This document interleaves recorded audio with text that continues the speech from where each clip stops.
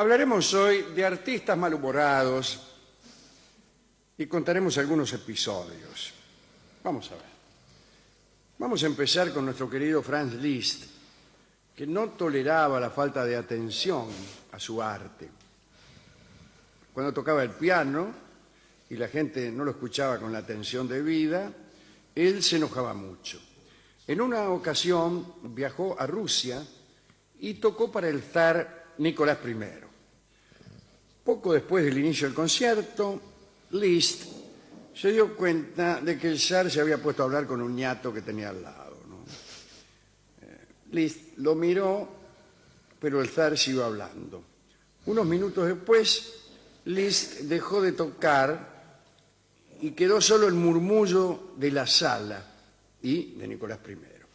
Liszt se inclinó con una reverencia y dijo: «Cuando su majestad habla, todos deben callar». Y se las tomó. Muy bien. Liszt había despreciado muchas veces a los poderosos que no demostraban el debido respeto a su arte, ¿no? Por ejemplo, a Luis Felipe de Francia lo trató de sordo. Cuando Federico IV de Prusia, que había mostrado incluso signos de somnolencia, le regaló unos diamantes después del concierto, Liszt revolvió los diamantes entre el público, agarró y los tiró a la platea. Otro que tenía mal carácter era Picasso, sí, como bien sabemos. En cierto momento de su vida estuvo muy vinculado a la vanguardia de Montmartre. Sí, señor. Allá esto era a principios del siglo XX.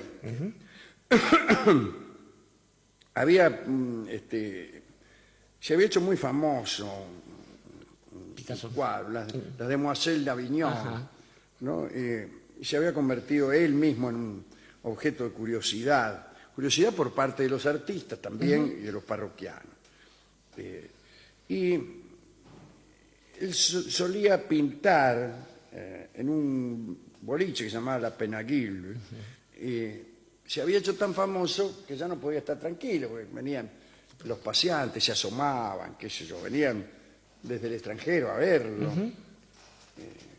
Y lo jorobaban, ¿no? Ya era famoso, con esa clase de fama propia del siglo XX, ¿no? Parece que, bueno, él iba a pintar allí, pero no lo dejaban tranquilo, no lo dejaban concentrarse. Incluso había gente que esperaba que él tirara algún papelito, algún boceto que le salía mal, para apoderarse de él. Otros directamente le pedían que le dibujara cualquier cosa para guardársela. Eso lo enojaba muchísimo. Un día, desdeñoso, Picasso trazó una recta y se la metió en el bolsillo a uno que le había pedido algo, ¿no? Bueno, Picasso estaba realmente molesto por todas estas cosas. Un día pagaron el pato unos artistas alemanes que habían viajado para conocerlo y se acercaron para rendirle homenaje. Picasso estaba concentrado, trabajando con carbón. Cuando los vio venir, sacó un revólver y empezó a disparar al aire, provocando desde luego la estampida de los alemanes. Y después de aquel episodio ya no lo vieron más por La Penaguille y solo pintó en su casa, ajeno a toda interrupción y a todo alemán. No es fácil en París eso. Sí. Otro que no era demasiado indulgente con el público era nuestro amigo Niccolò Paganini. Él mismo decía que no soportaba encontrarse con cierta clase de público. Decía directamente que algunos públicos eran estúpidos y se enojaban, un mal carácter tenía. Un día fue a tocar a Ferrara y estaban anunciados una bailarina y él. La bailarina era Marcolini, muy famosa en aquella época, no Mengolini, No. sino Marcolini, una bailarina famosa. A última hora esta chica sufrió una descompostura y fue sustituida por otra, la Palerini. El público protestó. Lógicamente. ¿Cómo es posible que la Marcolini sea sustituida así como así por la Palerini? Entonces, cuando apareció Palerini, la silbaron y no la dejaron terminar. Paganini recibió a la bailarina silbada en los camarines, la consoló y luego salió a escena indignado. Se acercó al público y dijo que antes del concierto iba a imitar con su violín algunas voces de animales, solo para demostrar lo que podía hacer con el instrumento. Y le pidió a la gente que adivinara de qué animal se trataba en cada caso. Imitó el canto de los pájaros, el maullido de un gato, el aullido de un lobo, y por fin preguntó: ¿serán capaces de adivinar de qué animal se trata? Y parece que había imitado el rebuzno de un burro. Yo no sabría adivinar, porque casi nunca he escuchado a los burros rebuznar.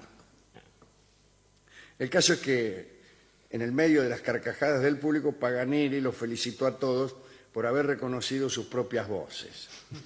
Y después saludó cordialmente y se las tomó. Y nunca más volvió a tocar en Ferrara, incluso por seguridad. Eso me hace acordar mucho a la escena de la película El último payador, ¿no? Aquella claro, famosa sí, escena sí, donde señor. un equillar se cae del caballo y un poco por culpa del público que estaba presionándola, ¿no? Y allí sale después el payador Bettinotti, que es el que, Sí, claro. Sí, encarnado por Hugo del Por Hugo del Carril, sale a memorable. cantar, ¿no? Entonces canta una hermosa canción que se llama El público no sabe. En realidad se llama El artista, hablando de la crueldad que a veces tiene el público. Hablemos de Voltaire. Bien.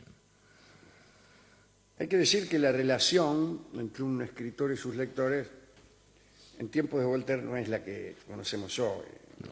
No era común rodear a un escritor y pedirle firmas o cosas. El tránsito de Voltaire por las calles era más bien el de un noble, muy pocos se le acercaban. Además, las personas que no formaban parte de un círculo bastante restringido no conocían la obra de Voltaire. Entonces, las admiraciones solo ocurrían en los salones,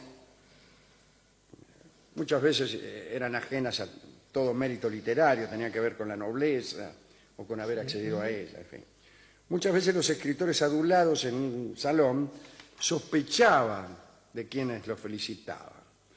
Una vez, la mariscala de Luxemburgo, pariente cercana del rey Luis XV, conoció a Voltaire en un salón, le declaró su admiración y después le mandó una carta llena de observaciones críticas, más que nada elucubraciones literarias sobre el drama Orestes. Incluso le presentó a Voltaire unas posibles modificaciones que, según ella decía, podían llegar a ser del gusto del rey.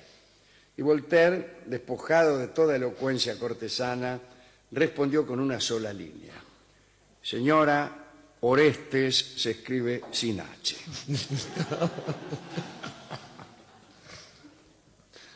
La última historia ya es conocida por nosotros.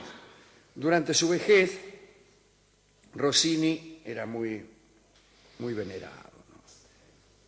Hubo una reunión de admiradores en la que Rossini estaba presente y se hablaba incluso de levantarle un monumento. Y por ahí Rossini preguntó cuánto iba a costar aquel monumento y le dijeron que 20.000 libras, o sea, muchísimo. Y Rossini dijo entonces que si le daban 10.000 se iba a colocar en el pedestal durante todo el día.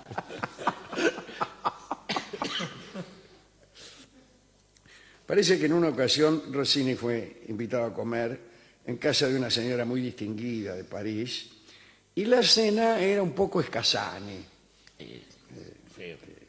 era medio escasa. Y Rossini, que como se sabe tenía un apetito voraz, se quedó con hambre, se había quedado con hambre el tipo. Más tarde, esta mujer, que era admiradora, lo despidió con toda pompa. Bueno, adiós, señor Rossini. Y bueno, le dijo que esperaba verlo nuevamente en otra cena como huésped en su casa. Con mucho gusto, dijo Rossini. Si me permite, ahora mismo.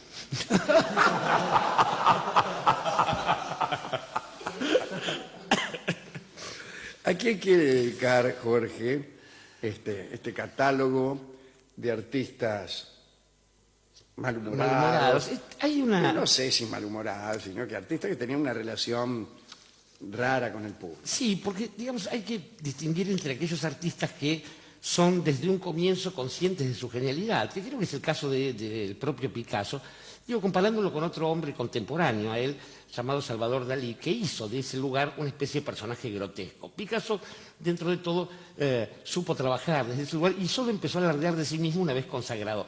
Y él mismo se reía de que ese alarde sucediese cuando lo había consagrado gente que sabía mucho menos que él. Él decía de todos modos que el arte no había que entenderlo, a la gente le gustaba el chocolate sin que nadie entendiera qué cosa era el cacao. Pero creo que ahí lo que hay más son frases ingeniosas que quedan, porque estos artistas suelen ser a su vez personas de cierto talento, para la réplica. Pero pensaba que una de las primeras tragedias de Occidente es la relación entre el arte y el poder. Hablaba usted recién de Franz Liszt y su relación con Nicolás, y pensaba en la inversa de esa escena, que es la de Nerón, por ejemplo, ¿no? Un hombre poderoso que pedía que aparecieran artistas a su alrededor para demostrar que él era un artista mejor. Claro, y que él quería en realidad ser un artista más que ser un hombre poderoso. Y no está mal esa idea. Algún príncipe francés ha dicho también que cambiaría toda la gloria del reinado por un rato de talento. Pero digo, la cuestión entre el artista y el poder es delicada, puesto que el artista sabe que en realidad está respondiendo a una voluntad que es ajena a su talento. Pensemos en Miguel Ángel, ¿no? Miguel Ángel tenía que complacer a Julio II, tenía que complacer... Te arruinaron la vida. Te arruinaron la vida, absolutamente. Y, por otra parte, la indignación de un tipo como Buonarroti era contra sí mismo. Esta escena del martillazo en la rodilla de Moisés tenía que ver con lo que él sabía que podía dar. Y daba explicaciones acerca de esto de encontrar la obra de arte. Explicaciones que son lindas para narrar. La obra está dentro de la piedra y yo la saco.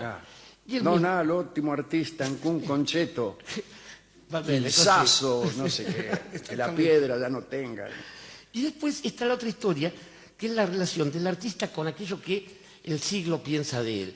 Pensaba, por ejemplo, en alguien que también supo que era un gran talento desde jovencito. Hablo de nuestro amigo Goethe, que escribe una novela, Las penas del joven Werther, y un día descubre que es famoso y dice para sí y para sus amigos: no me podía haber sucedido una desgracia peor. Ahora saben que soy talentoso y no me van a dejar escribir en paz. No, aparte estaba enojadísimo porque, como se sabe, el joven Werther es la historia de alguien que se suicida por amor. Por desengaño. Y resulta que algunos imbéciles leían la novela y se suicidaban por amor. Y Goethe estaba absolutamente indignado con aquellas personas que se suicidaban, diciendo que él había hecho exactamente lo contrario, que era escribir una novela para no suicidarse. No me imagino las cosas que habrá pensado el bueno de Goethe ya escribiendo el doctor Faustus.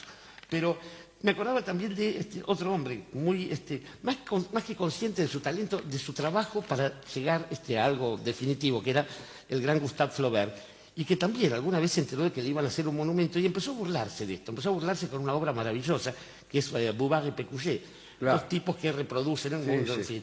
Y un nombre fue sustraído hace muchos años por nosotros para ponérselo a un personaje de Radio Cine, ¿no? El inspector Bouvard. Claro. Exactamente. Y es tremendo porque a veces la historia se burla de estos artistas. Flaubert, narrando lo peor que podía pasarle a un tipo, era morirse y ser homenajeado con la Orden de la Legión de Honor de la República Francesa y qué sé yo. Y a él le pasa que muere, ahí lo empiezan a reconocer y que esto que lo otro, lo condecoran post-mortem y el cajón no entra, el cuerpo no entra en el cajón y el cajón no entra en la tumba, y es todo un descalabro patético. Y dicen sus amigos que si hay una vida en el más allá, Flaubert se debería estar riendo, pero de la forma que lo hace un artista talentoso, que es reírse de sí mismo por pensar que el arte es para todos y en realidad no es para nadie, ni siquiera para él. Y finalmente, del otro tipo del que me acordaba es de el gran amigo de este programa, que es Diderot, alguien que firmaría la enciclopedia francesa, pero que antes de ponerse serio con las ciencias, escribía novelas. Y una de ellas se llama El sobrino de Rameau, que la encontré el otro día, un tipo que era pariente de alguien muy famoso y que aprovechaba la fama y el talento de ese pariente para andar, beber de ojito por ahí, levantarse minas. Chupar de ojo, claro. Chupar de ojo y levantarse minas por ahí y todo esto. Y Diderot dice, el problema no es de Rameau, sino de la gente que cree primero en el talento de Rameau porque se lo contaron y en el sobrino de Rameau porque es el sobrino. Y esta es la historia desgraciada que vamos a sufrir y él habrá pensado hasta que hagamos la Revolución Francesa y todo cambia. Pero creo que la peor de las condenas aquí, Alejandro, pasa cuando un artista se sabe talentoso y se sabe haber tocado por esa varita mágica del destino que lo pone en el lugar de las cuestiones claves del universo. Por ejemplo, alguien que sabe que responde todo su talento, como le pasaba a Paganini, a esa cosa que es mágica, que es el número 3, digamos, allí donde está el Padre, el Hijo y el Espíritu Santo para los católicos, donde están todas las cosas que se formulan en términos de 3. De Paganini se decía que tenía un pacto con el demonio, y creo que el asunto estaba en esa especie de malestar, el saber que tiene un don sagrado como el del 3 y que es eso lo que le aprecian, cuando él sabe en realidad que su don es el doble, es decir, es un 6 que nadie va a entender nunca, incluso cuando él componga una sonata con ese número, como la que vamos a escuchar, que es la sonata número 6 para violín y guitarra de Niccolò Paganini. Escucharemos entonces a Paganini, no ya imitando Animales. rebuznos de burros, sino tocando una obra para violín y guitarra. Es una obra para violín y guitarra, la sonata número 6, está escrita en mi menor a favor del guitarrista, evidentemente.